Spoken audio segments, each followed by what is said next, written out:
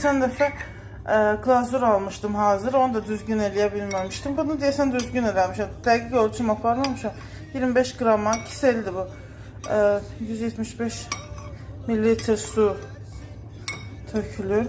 Darçınlı olanı almışdım. Onu götürmədim ki, darçın vişnəni. Darçının yapay tadı gələcək, istəmirdim onu. Öyle də bunun da tərkibində yeyə bilmirəm neçələr birləşib onsuz da. Onlar da hamısı ziyanlıdır.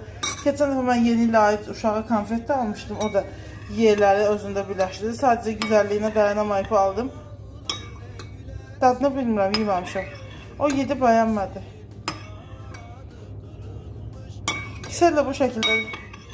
Biz adətən çudunu kakaonla içirdik həmişə əvvəllər.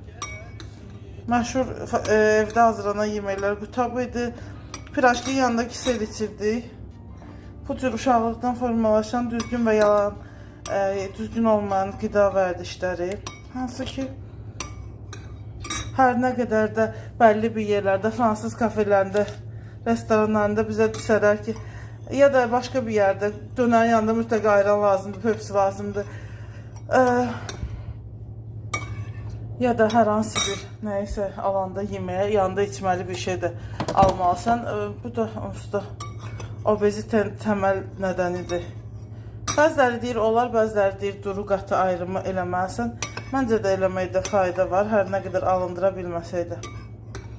Bunu sadəcə denemək üçün almışdım. Gördüm ki, kimsə çoxlu alır. Yeni bir şey kimi gəldi gözümə, 2 dənə aldım. Birini hal-hazırda proba edirəm, aldığım vaxtdan çox uzun zaman keçib. Dadını bilmirəm, amma belə kokusunu sevmədim. Almayacağım yəqin.